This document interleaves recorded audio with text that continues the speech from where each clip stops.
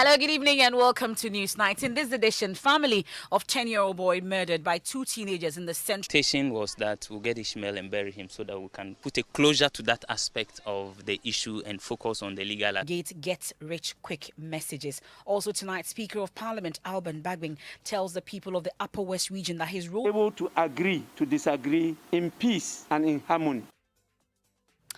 Also, majority leaders tonight dispelling claims of bribery. What do I you say? don't command money anyway, so you can't give what you don't have. We have details from our exclusive interview. 2 billion Ghana cedis, demonstrating the population's confidence in electronic transaction, which could aid our move to a cashless. 1 Ghanaians die within 3 months, prompting the MTTD to begin strict enforcement of road regulations beginning today. Court, in addition to the deterrent efforts and reactive efforts. We have that and more here on Newsnight. Comments is via WhatsApp 055 1111997. I am Emefa Apawu. And my name is Mensah.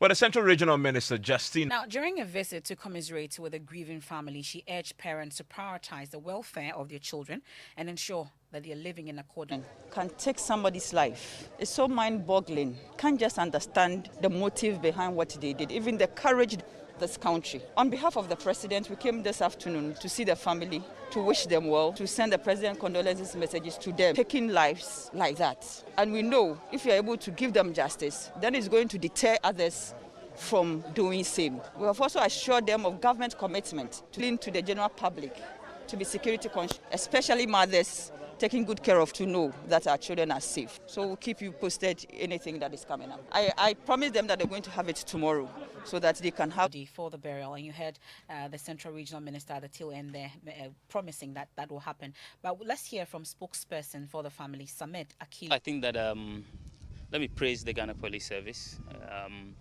for that top-notch professionalism. I think the counseling was the family, the core family, the nuclear family into two.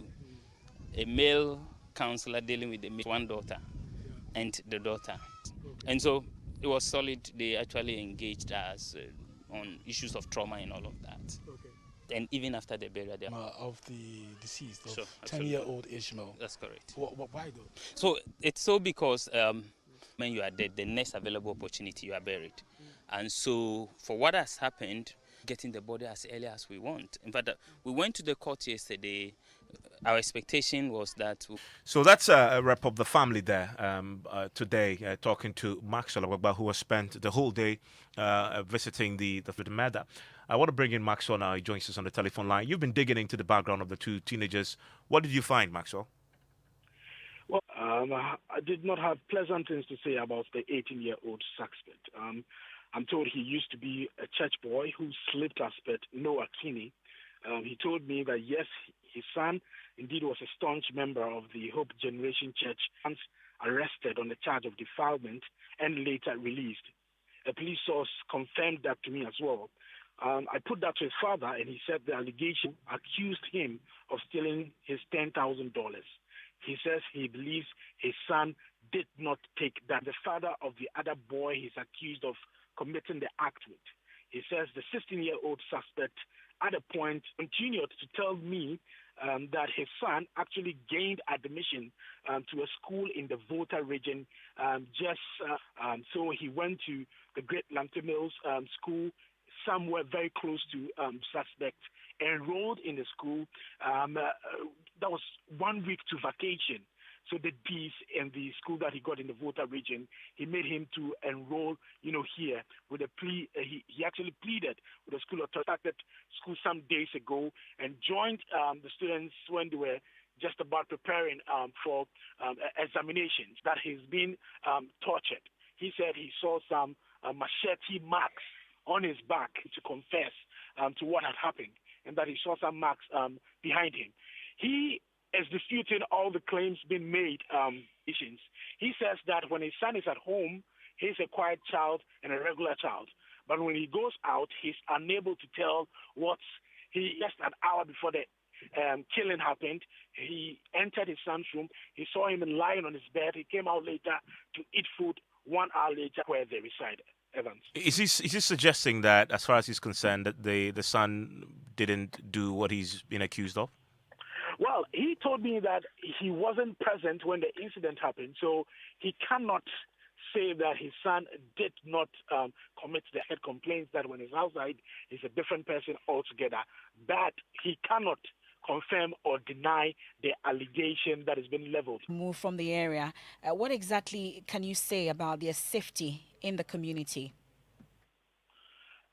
Emefa, you're asking about threatening to take some actions against them. So I'm asking about their safety. Do we know?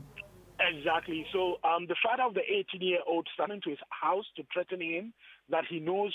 He has an idea of what happened, and he should be taken. Information came through that he had committed the act, and then he went there to see it for himself, and that he cannot be an accomplice to what has happened. People come into his house to threaten him, and that he's an accomplice, and that he should be taken into custody. So he appeals is under threat at this point.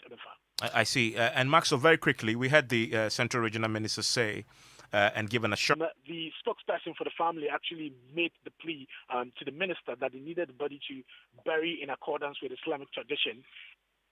Thank you very much, Maxwell. In the last few minutes, we've had a statement from the Child Rights International teenagers. I want to speak to Bright Apia, who heads the Child Rights International, joins us on the telephone line. Publication of the pictures of these teenagers accused of committing this heinous crime, but it's the police who arrested them for ensuring that their rights are protected. Yes, of course. Everybody in the process must take some. The police did not observe that. We also feel that the media has also assisted in giving it a broader. Privacy has been compromised. That is why we directed this press release to the media. So that so definitely if the police takes the primary responsibility here, because if they didn't put them forward to the cameras and allow those within that chain, other police may have taken that picture and leaked it to the press. That is where the focus should be, should it not be? Yeah, it is true. Even it's a fact of the offense that the person has committed. Once you are described as a child, and then soon, if all things being equal, you become a juvenile. Then matters that concerns children, if a first step fails, other steps must also seek to protect the interests of children. And I feel that the fact that we carry the inactions of the police as that resulted into this kind of thing. So it's a general caution that we are giving to understand issues or they get information from the media. So from us, we feel that when, in any case, it's even an offense for anybody to engage in that kind of act, irrespective of the level of the person. So if we cannot think that something can also be done about it. Bright Apia heads the Child Rights International, and tonight where the influence happened, but there's this particular fetish priest who allegedly may have requested for the body of a child, that looking for this fetish priest who may be in the Volta region. And they haven't been successful just yet. We've been checking with the Volta Regional Police, and then let's reach quick messages in the media.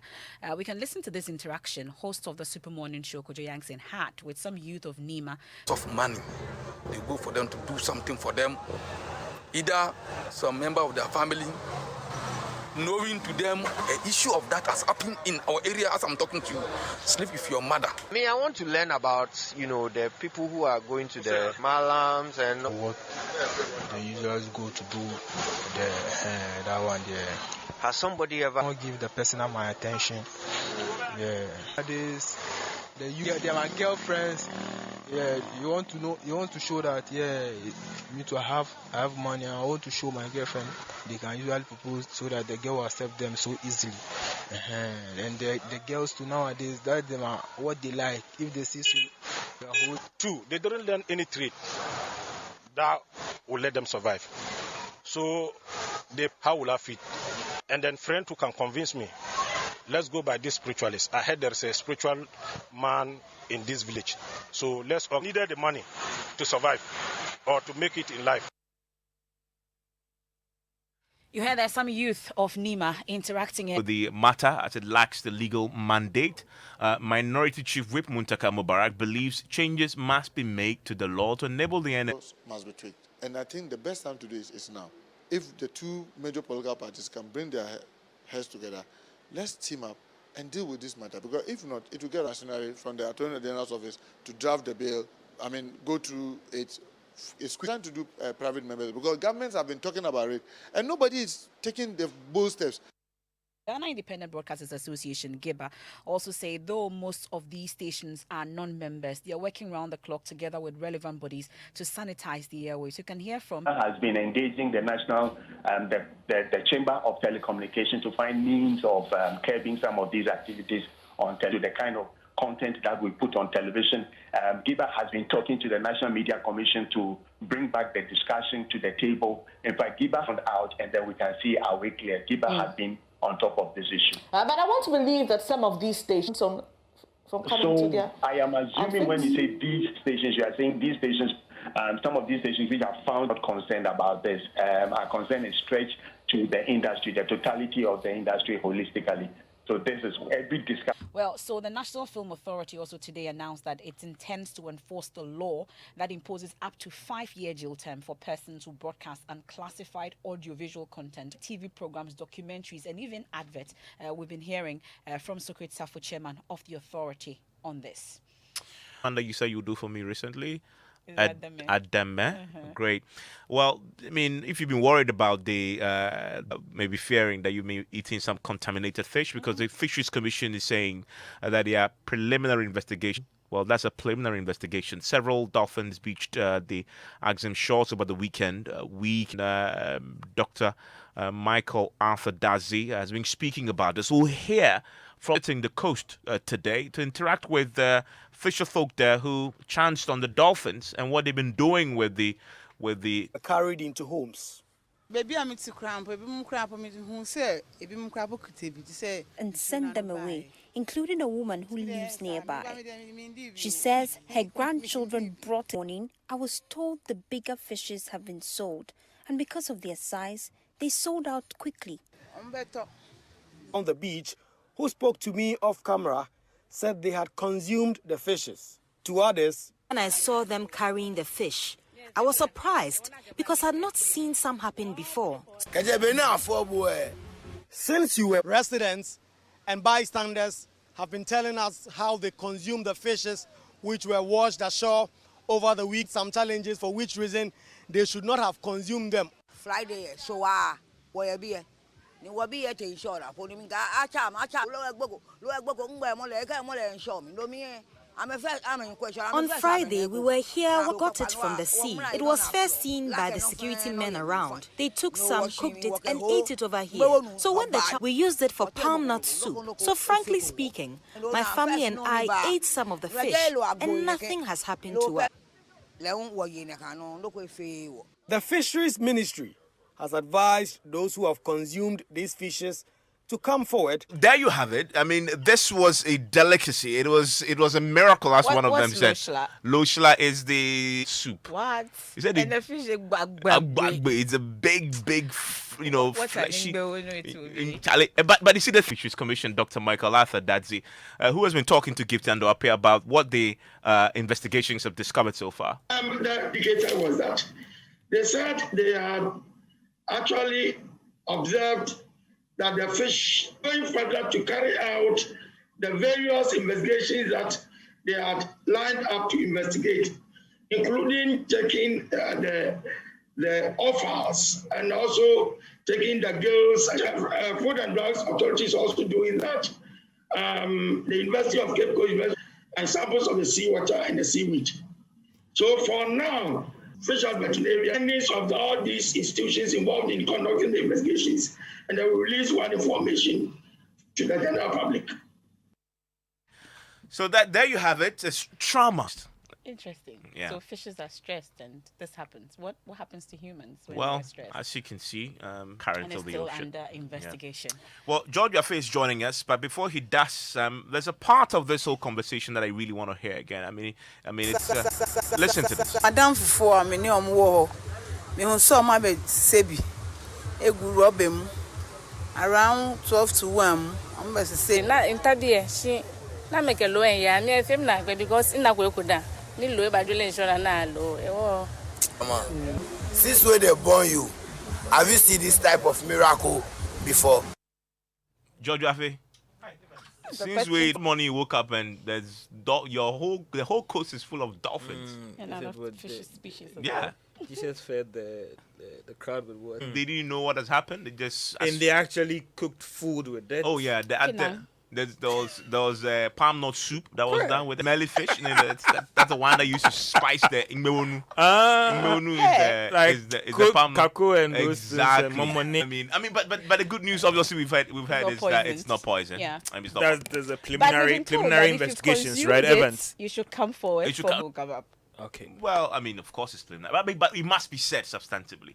When you see dead fish along the coast, don't eat it. Because we have a coastline in the Volta region too. Yeah, of course. I mean, yes, exactly. Along the coast, the official advice from the authorities. Okay. All right.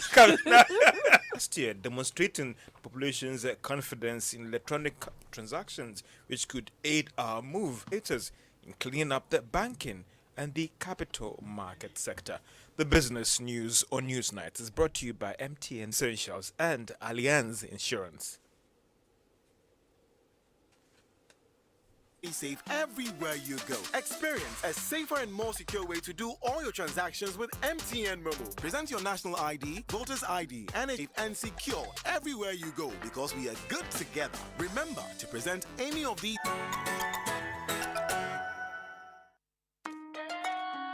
Son, we are so proud of you for setting up this site here in Ghana. Wow. We also bought our office supplies, safes, executive desks, and chairs for our new home from Kingdom. Wow, Mom, that makes 4 of us. I usually get my stationery items from Kingdom, and my teacher also mentioned that our classroom furniture was provided by Kingdom. With over 40 years' experience in the industry, we stock and supply a wide variety of globally sourced office and home furniture, stationery, and equipment. Visit and now at the Marina Mall, Airport City, or call us 0302 764101, 764209, or 762792. Visit our productive and supportive working environment by investing in your employees' health. With a leading international track record to institutional clients, families, and individuals, Apex Student Package and International Medical Solutions are all here to cushion you. Visit Apex Health 3200015 in Kumasi. We are located opposite Prempe College, Sofo Line, and in Takrady. Children and guardians, I bring you good news. Schools are open and safe. It's time to go back and learn in ongoing. So stay tuned to the English lessons from 10:30 to 11:30 a.m. on Mondays, Wednesdays, and Fridays on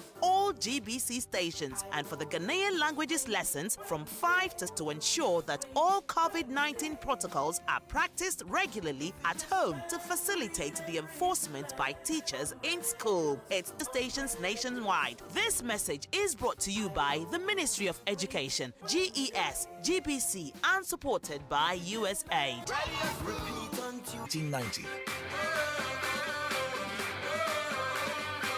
At Allianz Life Ghana, we have a wide range of life insurance, children's education, and your future.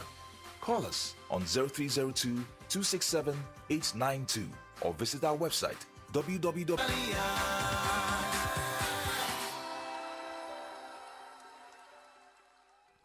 Use on air, and I think I reservedly apologize to our listeners for that and withdraw that word as well. Great. Let's settle now for the details. Bank of Ghana and the Securities and Exchange Commission, as part of their efforts to sanitize their respective industries and sector, were forced to invest in the financial sector post-cleanup. So Kwame Penin said that it should have been the last approach. He also raised issues about the lack of regulatory coordination.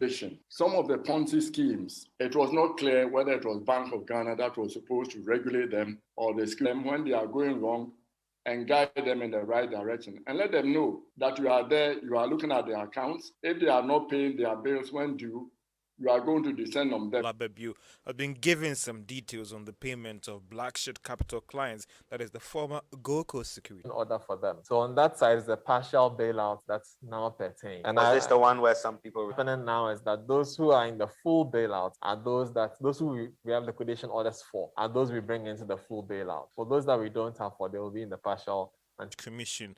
Now, the total value, that is, of transactions done on the mobile money platform, an 18% jump over the 2019 numbers. The data from the Bank of Ghana also showed that 4,000 development could give credence to the fact that most Ghanaians have bought into electronic transactions. Financial support from the European Union, despite its new economic status. Now, some of Ghana's development partners have had to noted that they're rather looking at increasing support for the country.